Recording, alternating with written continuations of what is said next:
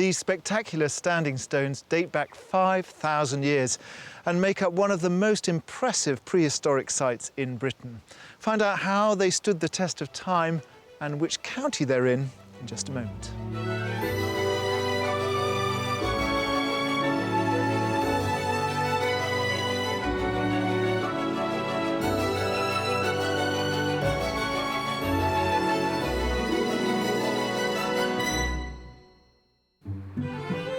On the show today, I'll be helping two city dwellers break out from the limitations of their urban surroundings to find the perfect countryside home. We find an unexpected hazard to country life. I would worry a little bit about all the leaves falling in the autumn. And romance is in the air. She could serenade you every morning.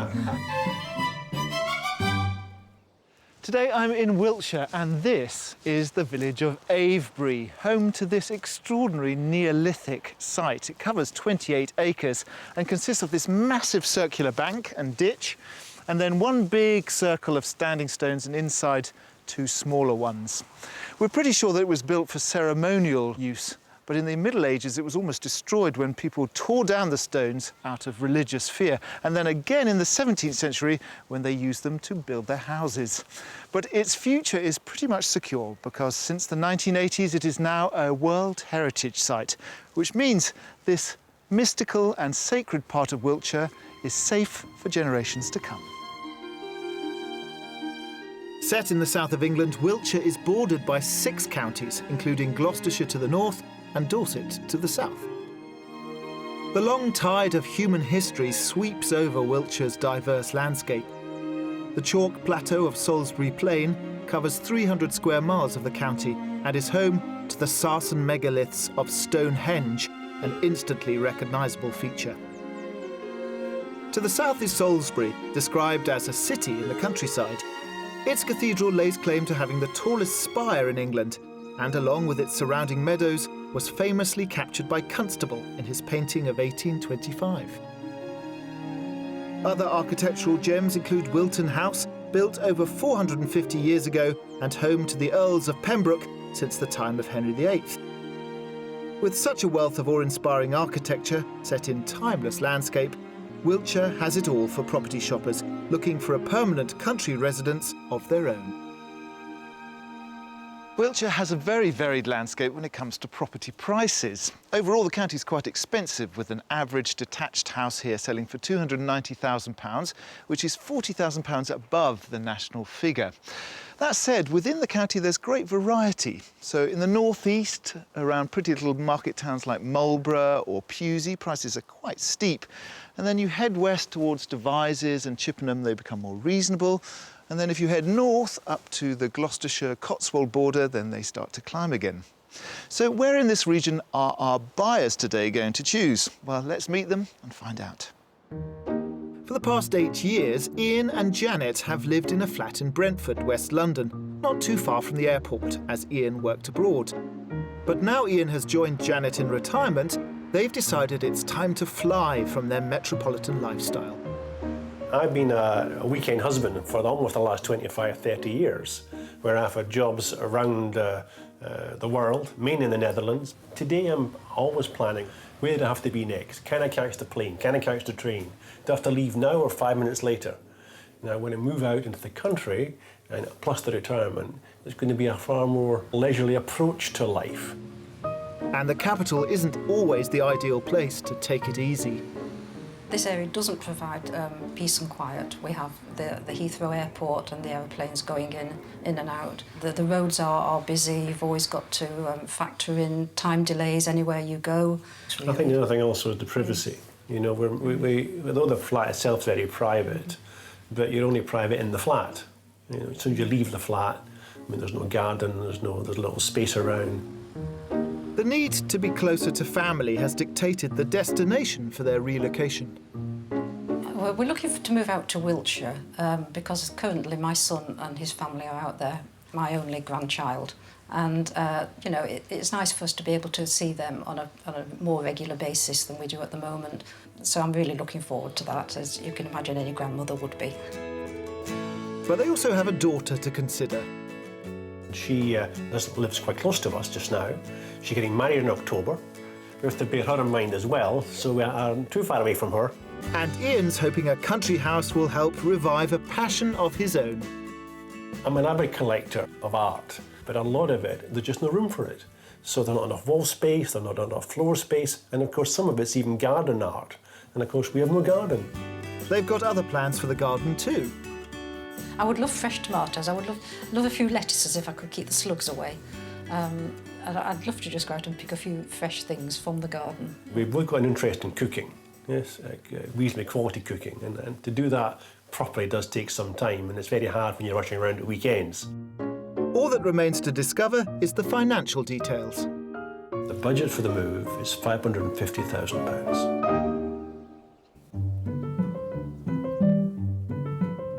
Janet and Ian are looking to concentrate the search within reasonable distance from their son in Swindon. Before we begin our property tour, I caught up with them on Wiltshire soil to find out a little more about what they're looking for in a new house. Welcome to Wiltshire, guys. Very nice to have you here. I'd be quite interested to know a little bit more about the house that you've been dreaming about.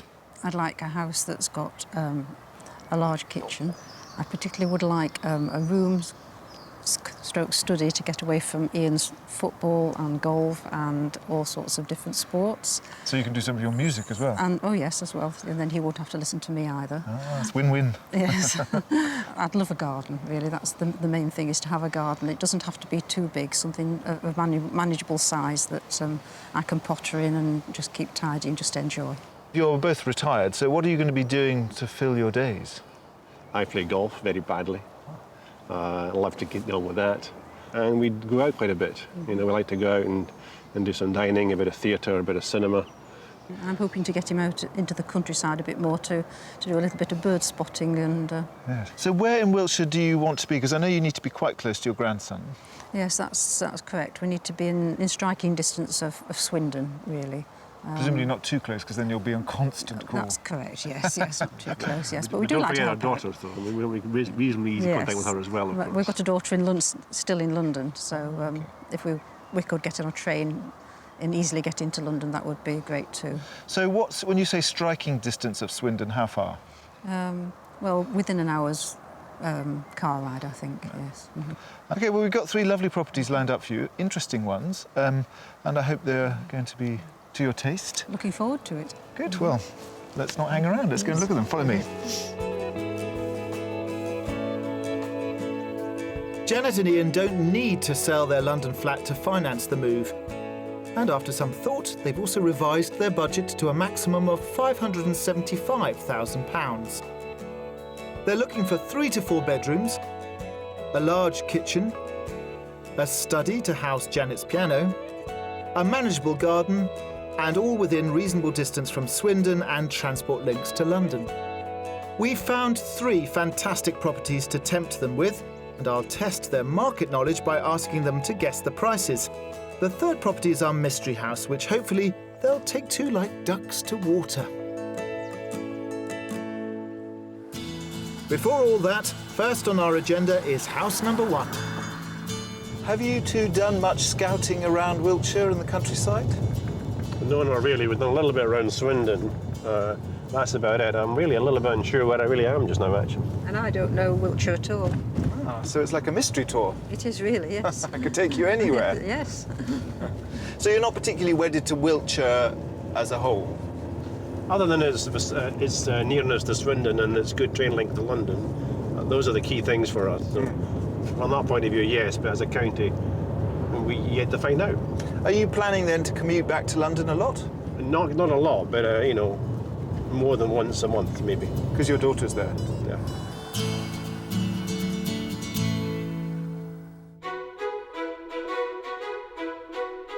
For our first house, we're travelling to Durrington, a village to the east of the county, an hour from their son in Swindon, and around 10 miles from Salisbury, with its direct train links to London.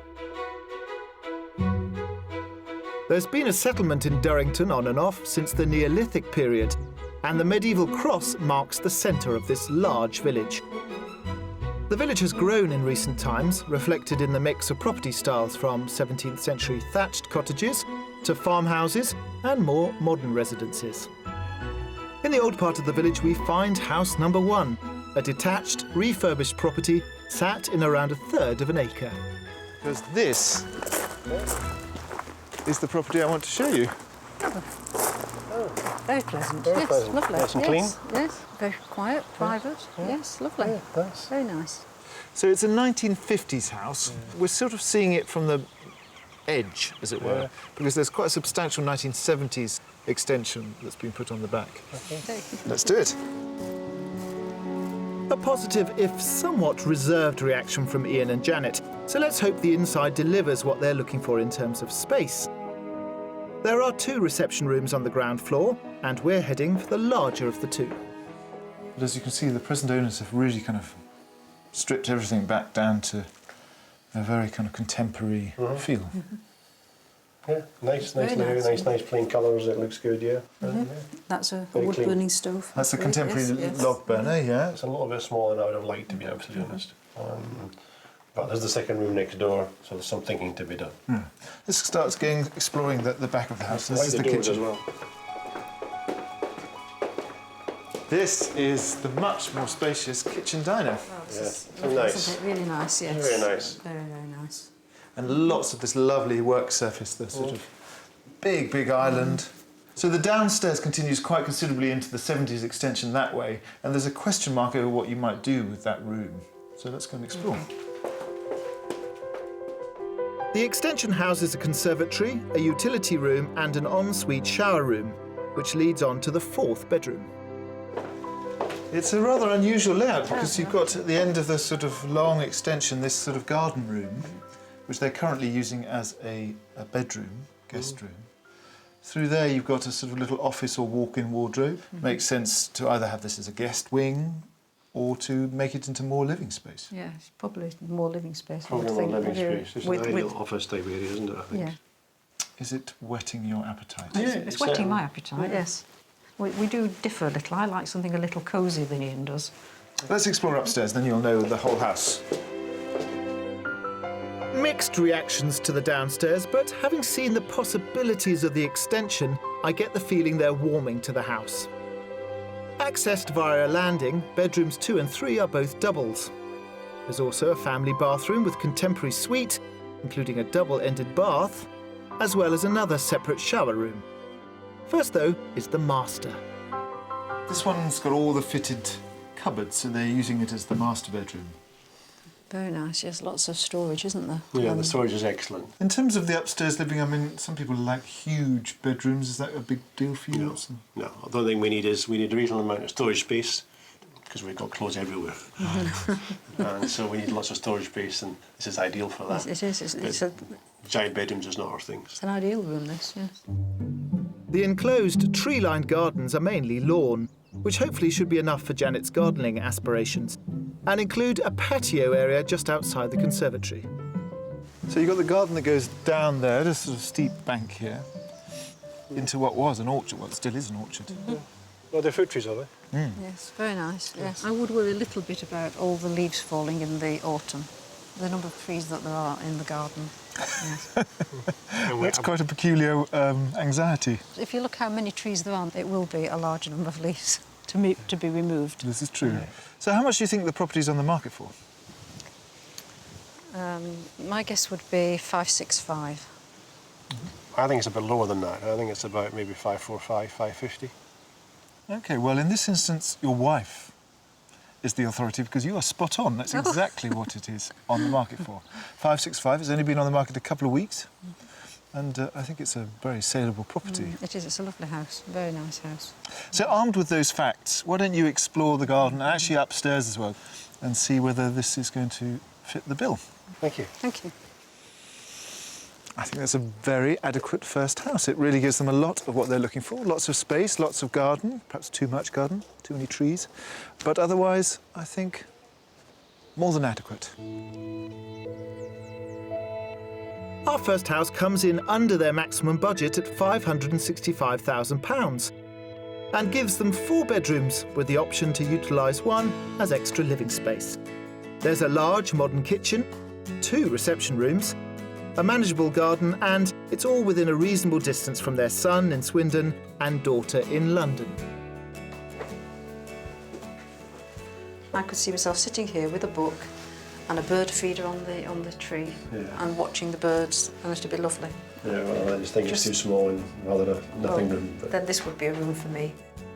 it really is a very impressive house. We liked it a lot.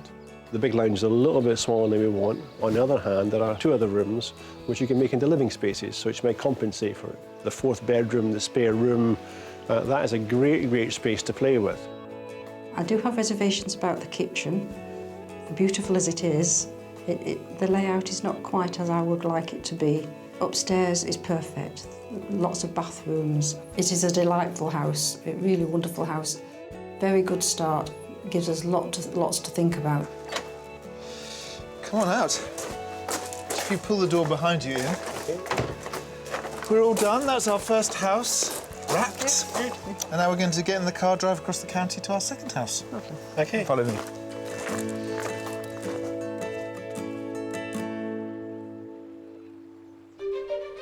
Historically, Wiltshire was known as a malting county, and it's one of the few places in England where malt is still produced using traditional methods. Malt is used in brewing beer and is produced from cereals such as barley. By the early 19th century, the town of Warminster was recognised as a malting capital, boasting 36 separate malt houses, the economic mainstay for those employed in the town. Today, only one survives.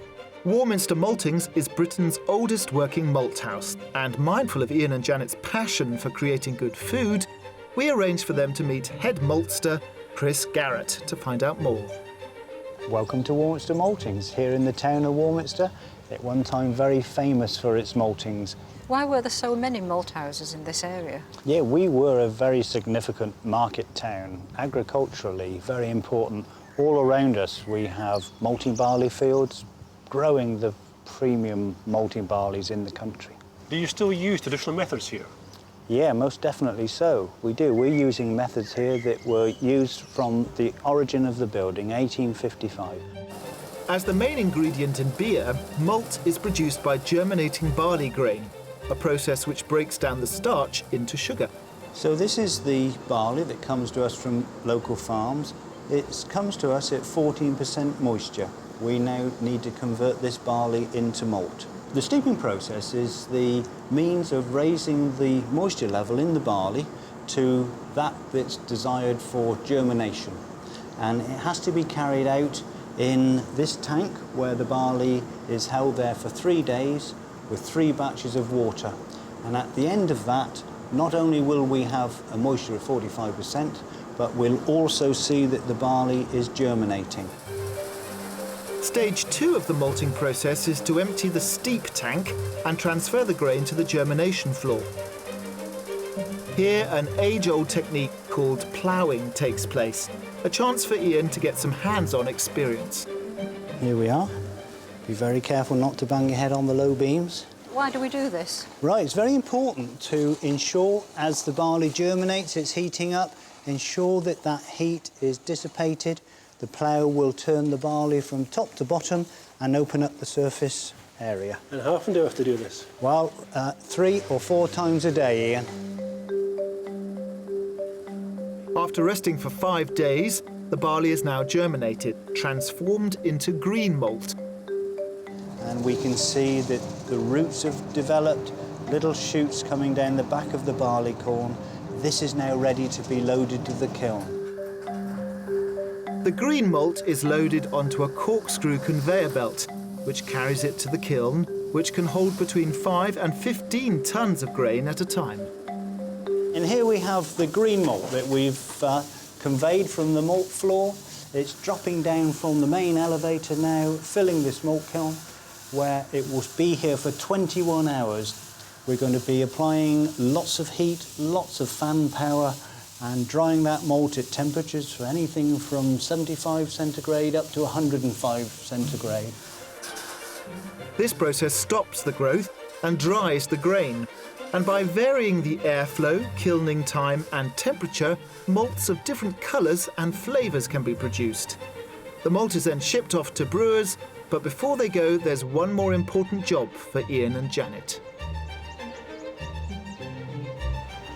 Thank you very much. Oh, yes. Yeah. Cheers. Cheers. Ian and Janet have suddenly got a flavour of Wiltshire's malting heritage, but for now it's time to return to our house hunt. On to property number 2, and we're heading northwest to the village of Nympsfield, over the border into Gloucestershire, and just under an hour from Swindon. Set on the path of a former Roman road, Nympsfield is within the Cotswolds area of outstanding natural beauty. This pretty leafy village has 2 churches and a country pub, and is dotted with traditional stone cottages. On the outskirts of the village is house number 2, a Grade 2 listed barn conversion sat on the edge of a courtyard. So as you can see, quite a different offering from house number 1. Yes, it is, isn't it? Yes. Completely different. So this is the dairy, the part that I'm showing you, which is this half of these C-shaped buildings. Well, wow. I think really, yes, it's really Well, it's very different to the last place. very special. It's can't wait to get inside and have a look at it. Please, yes. let's go. With living space high on their agenda, I'm banking on the sitting room, delivering the wow factor. Into the star attraction, which is this room. Yes. That would suit you, wouldn't it? It would indeed yes, suit me. I think so. It's a lovely big room. A log burner, underfloor heating throughout. Plenty of room for pictures, Ian. Plenty of room, and Yes. it's a nice room to sit in. What about you, Janet? What are your first gut impressions? It's a lovely big room, and it's actually sort of cosy as well if you keep the furniture in one end. OK, well, this is the main room of the property, and off here on the right is the kitchen. Come on through then. This is, again, a very different Oh, yes. Yes. space. It's designed to cook in as opposed to eat in. And I think, to me, that's a big plus. Yet there's plenty of cover space. It looks good. And there's still room for a chair or a couple of chairs or a small corner unit. No, I like the kitchen. Yes, I like the kitchen very much, yes. Good, so thumbs up for the kitchen. Yeah, big thumbs up for the kitchen. So one of the unusual things about this house is the master bedroom currently is on the ground floor. So let's go and have a look at that. Okay. The ground floor also benefits from a large hall big enough to accommodate a dining area. So more positives than negatives so far, but it remains to be seen if they will compromise on having a downstairs master. So this is a resplendent... It's a Yes, big lovely, isn't bedroom. it? Yes, it Makes is. the bed look small. Maybe It it's small. does, yes, yes. And then you've got a sort of a bathroom in there, en suite. Oh, very good. I suppose my question when I was looking around it for you guys is there are only 2 bedrooms upstairs. So 2 guest rooms. They use them as guest rooms upstairs. And my question is, would you want to keep this as your master bedroom, or would you want to turn this into a more downstairs space and use one of the rooms upstairs? I could use this as my escape room as well because there is the seating in here as well. So You could have a piano in your bedroom. She could serenade you every morning. I haven't actually looked around to see where else it might fit, but I'm not sure about you on the ladder and decorating. I think this is definitely a specialist job for the decorating. It's larger than I would attempt, I would think. You might get someone in. Well, I'll let you explore upstairs on your own in just a moment, but let's have a look in the garden. I can see the cogs whirring as they figure out what to do with the huge master. Outside, the gardens come with an outbuilding and are enclosed behind a stone wall for privacy, with views over the neighbouring church, hopefully enough for Janet's green fingers. A more modest-sized garden. Yes, it is, and perfectly adequate. This is the sort of size you're looking for. It is perfectly adequate, Oh, yes. no, I know. Well, I could see some nice shrubs or pots around the outside. You've got a tree for your birds thingy to go with. Yes. A walnut tree, yes, you'll have walnuts all year round. What do you think the price of the property is? No, I was very good last time, but I think you've got me quite stumped this time. Would Yes. you like to go first, Ian? No, I've got no clue at all about the prices, but I would put it at about 495. I think that's far too low. No, it's still got to be up at the top somewhere. It's got to be up at 535. 535. Well, I think your wife has got her eye in, because this is actually just a little bit under that. It's on at 525. Okay. So if you go inside and have a look around upstairs, then we can meet out the front. Take it from Okay, there. yes. Let's do that. This Grade 2 listed barn conversion comes in under budget at £525,000, giving them a huge master bedroom, a very spacious and characterful sitting room, a large modern kitchen, a manageable garden, within reasonable distance to Swindon, all set in the glorious Cotswolds countryside. It's a sweet room, Very isn't cosy. it? Yes. It has your sloping ceilings, though. Well, you know. yes, I'm not keen on sloping ceilings, but you don't need, you know, there's plenty of clearance, really, as you Yeah. come around here. No wardrobe, is there? So you have to construct that in here. Yes, yes. I've always really wanted something like this, a barn conversion, and this was just what I wanted, really. The lounge is huge, supersized, the master bedroom is supersized. However, we are lacking one extra room that would be a study which could be converted into a bedroom, because we could not accommodate the family altogether at any one time here. Unfortunately, I don't think this house would be for us. The ground floor is fantastic.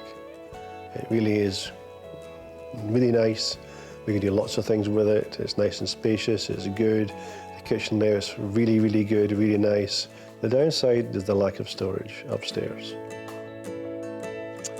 You all done inside? We are, yes, thank you. Oh, very good. I'll just pull the door. Right, well, all the house is done for this day, but tomorrow is another one, so we better get some rest and relaxation in. Okay. Off we go.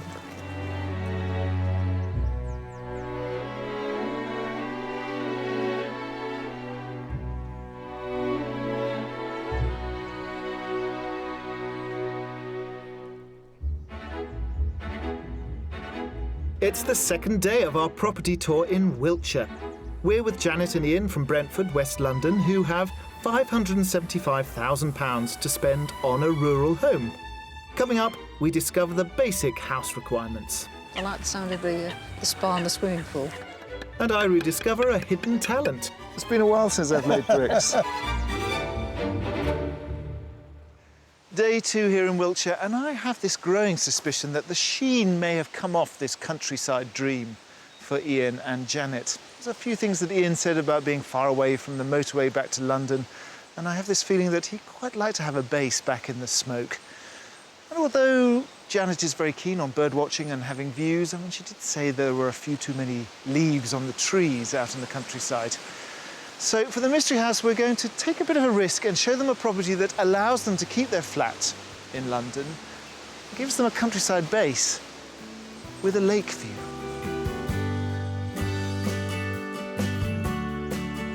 So bearing in mind that neither of you were very familiar with Wiltshire, what are your first impressions as we've been driving around? The countryside's really beautiful. The roads are not quite what we're used to living in London. And although the distances themselves are quite short, the time to travel between them seems quite long. Ah, in the sense that they're windy country roads. Correct, yes. Yes, that is the perils of living in the country.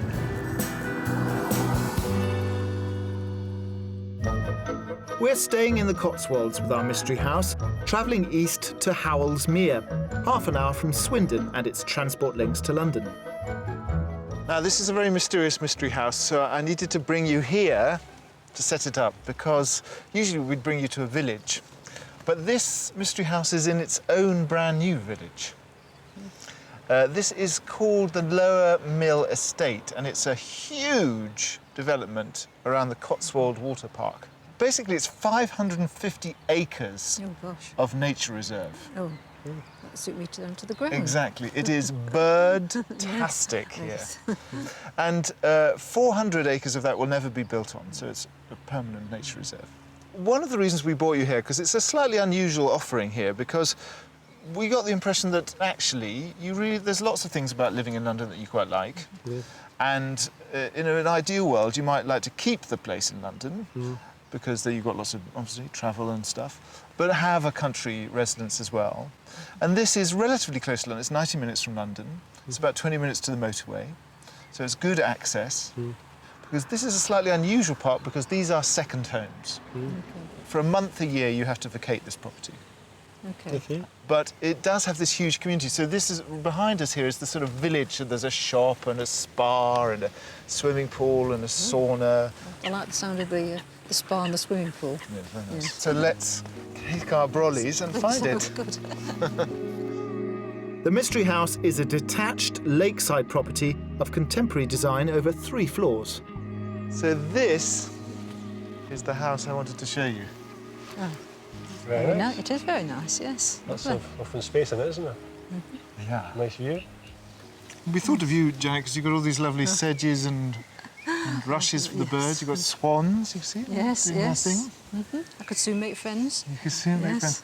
And of course, unfortunately, we're seeing it on a slightly overcast day, but I mean, the whole point of this property is that it's got all this lovely outside space. You see all the balconies on the 3 levels.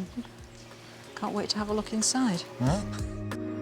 The property seems to have caught their eye on the outside, but it remains to be seen if it's the house or the thought of spending more time in their London flat that appeals the most. Ooh, nice to be in from the chilly summer air. Step into this lovely new space. Yes, It's very very nice. nice. Very light, and isn't it? Yeah, Open. and you get Yes. a bigger dimension of space because Yes. of the window and going out that way as well. So it creates an illusion of more space than there actually is, even though it is quite spacious. You've got the big kitchen, lots of work surface, granite worktops, all the mod cons, lots of light coming in from all directions. Can you see yourself? Because we were worried that it might not be cosy enough for you. Oh, yes, I could do, yes. So the door's shut, the stairs are separate. We were imagining this would be good for your art. Yes, you get a lot of it in here. Yes, it would, wouldn't it? Lots of walls to Yes. cover. I suppose what we're interested in is whether this whole idea of keeping the place in London, having this place as a sort of second home, really appeals to you or would work for you. It does appeal, I think, yes. It does appeal, And it and we would talked work. We talked about it on the walking down, and it has appealed to us, and we've got a lot of questions to ask. Should we have a mosey upstairs? Please. The first floor has 3 double bedrooms. Bedroom 1 comes with ensuite bathroom. Bedroom 2 has an ensuite shower room, and both have access to a lakeside balcony. A stylish family bathroom serves the remaining bedroom on this floor, so they've got options here, bearing in mind they're after extra living space. Very nice. That's a pretty cupboard to the right, I'd imagine. And each one has its own cupboard as well, wardrobe, built in. Wonderful landings to go with it, of course. Yeah, and the lovely balcony. So there's plenty of sleeping space. You probably want to change one of these into a music room or a study. This isn't awfully big because there aren't any bedside cabinets in at the moment. Yes, perhaps some small ones, wouldn't well, Or you could Yes. use it as a study. Yeah. It's another nice room to work, because I think you might. Well, let's have a look. The room upstairs is very impressive. Up on the second floor is the master bedroom, with an ensuite walk-in shower room and access to the wonderful roof terrace, where I'm going to see how accurate their valuations are. Can you imagine having a barbecue out here? Yes, it'd be lovely, wouldn't it? Yes. How much do you think this is on the market for? This is going to be difficult. I've never seen anything like this before. But I think I would say 475. Okay. I think it's lower than that. I think it's near the 460 mark. 460. Well, you're both quite out. This is actually on the market for 540. Wow. 540. Oh. So that is the price for a Cotswold water park Yes. second home. So why don't you have a look around, because there are rooms downstairs, and you might now, having seen the upstairs room, want to configure what you might do downstairs. Yeah. And I'll see you right at the bottom, and we'll take it from there. Oh, it's a jolly good mystery house, because it offers all sorts of things in terms of a second home, keeping the London flat, keeping options open. But judging by their guess of their price, I think it might be more expensive than they thought. The stylish mystery lakeside property comes in under budget at £540,000 and gives them 4 bedrooms, one possibly to use as Janet's piano room, a spacious open-plan living area, a decent-sized kitchen, a wonderful roof terrace, all within reasonable distance to Swindon and London.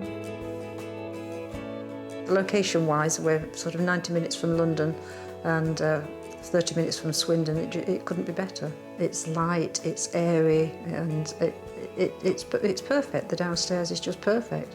The bedrooms are not very big. There's not a lot of storage. There are some built-in wardrobes, but the bedrooms themselves are quite small. First impressions, great place, love to be here, good for the bird spotting, love the idea of the pool, heated pool and stuff. We've still got a minor issue in space. We're going to put some stuff. There's lots of things in here we like, and I think there's no doubt about it that it's an area we will definitely be exploring a bit further. So with that rather unusual offering, you guys are done. If you head to the car, I'll catch up with you in a second. Obviously, Ian and Janet have quite a specific brief and specific budget, but Wiltshire has lots to offer. So take a look. If you're looking for a home that's thatched and detached, this 3-bedroom property in Broadtown might be the ticket. With all the character features you'd expect from a country cottage, it should suit the average budget, on the market for £295,000. With a budget that stretches a little further, this 3-bedroom renovated cottage in Sutton Bengor provides a mix of contemporary and period features. It offers stacks of character and is on sale for £449,000. And if you're after a property that's right in the heart of the countryside, then a barn conversion like this 3-bedroom example in Winterbourne, Moncton might be up your street. With a stylish contemporary interior, it overlooks the village church and has a price tag of £675,000.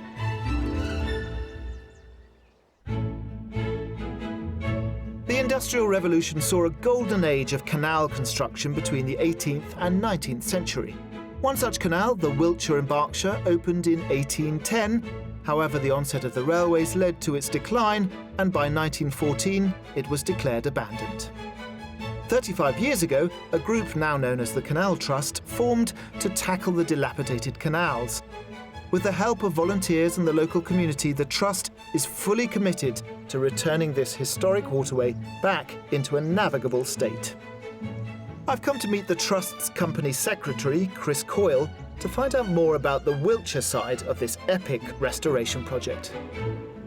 This canal was built to connect the Thames and Severn up at Cricklade and the River Thames at Abingdon with the Kennet and Avon Canal down at Semmington. We've got about 10% of it in water so far, so the total length is about 70 miles, so we've got about 7 miles in water. There's still another 63 to do. Yep, and we're working hard on it, and we need lots of support and lots of members. Yeah. What's going on this particular stretch? Well, this is a very important site. What we've got here is we've got 3 locks. We've got a dry dock, we've got a saw pit, and we've got a maintenance yard. And we've applied for planning permission to restore all of these as an education and resource centre. A restored canal would be extremely valuable to the county. The Kennet and Avon Canal is worth £25 million to the Wiltshire economy through tourism and employment. So the Trust's work is vitally important to the community. So now we're moving on to this new section where we've got the 3 locks to restore, this lovely original dry dock, which we're standing in to work on. So this is where they bring in the boats to repair them. I'm assuming that with 100 years of use, there must be quite detailed maps of the canal. Sadly not. We've lost all the records from the original canal company. What we do have is the Ordnance Survey maps that they started producing in the 19th century, and we've got our own drawings and engineering drawings now. So our engineers have got to do some detective work to work out what things look like, how they worked, and what the engineering was behind it. And then we try to reproduce that. From day one, a vital part of this project has been the volunteers, without whom the restoration work wouldn't happen.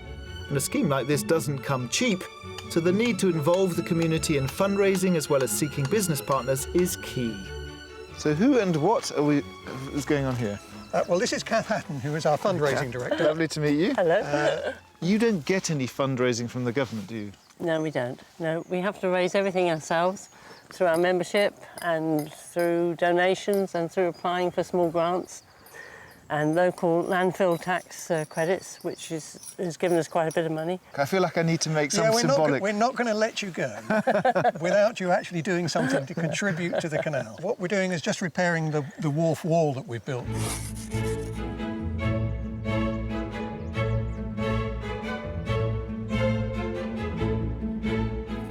Well, that looks pretty good. It's been a while since I've made bricks. It's an amazing job they're doing here, preserving the country's industrial heritage for generations to come. Now to return to the property hunt and catch up with our buyers. Time to find out what Ian and Janet think about all these properties we've been showing them. I'm not entirely sure what their response is. I think the Mystery House did open up the possibility of having the flat in London and having a second home in the countryside, but I'm not sure that house is exactly the one they want. Let's find out.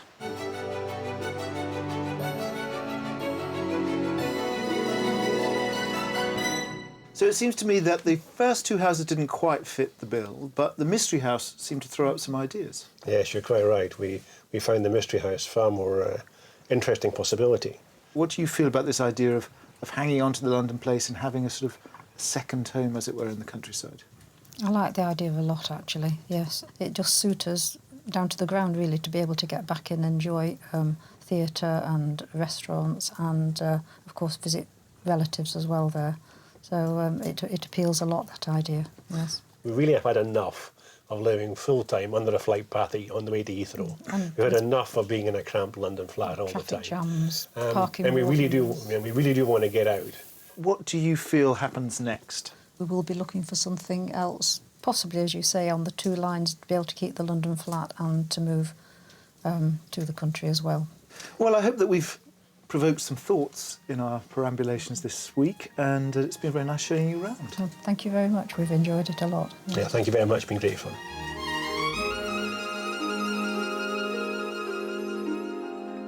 In some ways, I think we may have driven Ian and Janet back to London. But on the other hand, it's a valuable learning lesson. You come to the countryside with all these dreams of living down a little lane with the cows and the fields. And then the reality of spending some time here, looking at houses, driving around, you realise, maybe I'd quite like to keep one foot in the city. Still, that's our work done here in Wiltshire, so make sure you join us next time for more Escape to the Country. Although Janet and Ian liked elements of our lakeside mystery house, they concluded that it didn't deliver sufficiently in terms of space. However, they are pursuing the idea of keeping their London flat as a bolt hole and are continuing their search for their dream home in the country. If you'd like to escape to the country in Scotland, Wales, Northern Ireland or England, or even perhaps further afield to the continent and need our help, please apply online at bbc.co.uk/be on a show.